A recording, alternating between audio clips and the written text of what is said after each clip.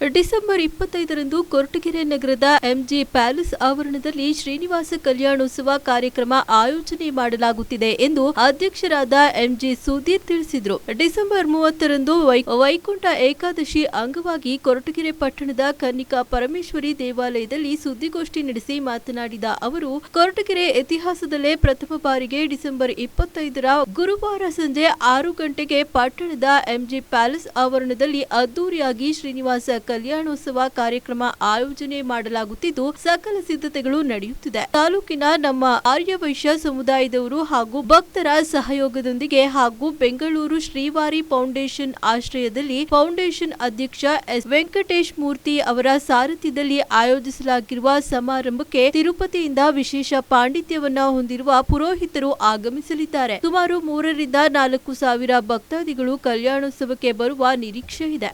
ಇನ್ನು ಪ್ಯಾಲೇಸ್ನಲ್ಲಿ ಈ ವಿಶೇಷ ಕಲ್ಯಾಣೋತ್ಸವ ನಡೆಯುತ್ತಿದ್ದು ಶ್ರೀ ವೆಂಕಟೇಶ್ವರ ದೇವರಿಗೆ ಶ್ರೀದೇವಿ ಮತ್ತು ಭೂದೇವಿ ಸಮೇತ ಮಂಗಳಕರವಾಗಿ ಕಲ್ಯಾಣೋತ್ಸವ ನೆರವೇರಿಸಲಾಗುತ್ತದೆ. ರಾತ್ರಿ 9 ಗಂಟೆಯವರೆಗೆ ತಿರುಪತಿಯ ವೈಕುಂಠದ ಮಾದರಿಯಲ್ಲಿ ವಿಶೇಷವಾಗಿ ಅಲಂಕೃತ ವೇದಿಕೆಯಲ್ಲಿ 26ಕ್ಕೂ ಹೆಚ್ಚು ಧಾರ್ಮಿಕ ವಿಧಿವಿಧಾನಗಳು ನಡೆಯಲಿದ್ದು ಭಕ್ತರಿಗೆ ಅಪೂರ್ವ ಆಧ್ಯಾತ್ಮಿಕ ಅನುಭವ ದೊರೆಯಲಿದೆ ಎಂದು ಮಾಹಿತಿ ನೀಡಿದರು. ಇನ್ನು ಉಪಾಧ್ಯಕ್ಷ ಕೆಎಸ್ ಶ್ರೀನಿವಾಸ್ ಅವರಿಂದ ಧಾರ್ಮಿಕ ಕಾರ್ಯಕ್ರಮದಲ್ಲಿ ಭಾಗವಹಿಸುವ ಪ್ರತಿಯೊಬ್ಬ ಭಕ್ತರಿಗೂ ಪ್ರಸಾದ ವ್ಯವಸ್ಥೆ ಕಲ್ಪಿಸಲಾಗಿದೆ. ವಿಶೇಷವಾಗಿ ಶ್ರೀ ವೆಂಕಟೇಶ್ವರ ಕಲ್ಯಾಣೋತ್ಸವದ ಲಡ್ಡು ಪ್ರಸಾದವನ್ನ ವಿತರಿಸಲಾಗುತ್ತದೆ. ಡಿಸೆಂಬರ್ 25ರಂದು ಸಾರ್ವಜನಿಕ ರಜೆ ಇರುವುದರಿಂದ ಹಾಗೂ ಈ ತಿಂಗಳ ಕೊನೆಯಲ್ಲಿ ವೈಕುಂಠ ಏಕಾದಶಿ ಇರುವ ಹಿನ್ನೆಲೆ ಶ್ರೀನಿವಾಸ ಕಲ್ಯಾಣೋತ್ಸವವನ್ನ ಆಯೋಜಿಸಲಾಗಿದೆ ಎಂದು ತಿಳಿಸಿದರು. ಇನ್ನು ಸುದ್ದಿಗೋಷ್ಠಿಯಲ್ಲಿ ಕಾರ್ಯಕ್ರಮದ ವಿಶೇಷತೆಗಳ ಬಗ್ಗೆ ನಿರ್ದೇಶಕರಾದ ಎಂಜಿ ಬದ್ರಿ ಪ್ರಸಾದ್, ಚಿನ್ನ ವೆಂಕಟ ಶೆಟ್ಟಿ, ಕೆಆರ್ ನಂಜುಂಡ ಶೆಟ್ಟಿ, ಎಚ್ಸಿ ನಾಗೇಂದ್ರ ಬಾಬು ಹಾಗೂ ಕೆಎಸ್ ಪ್ರಶಾಂತ್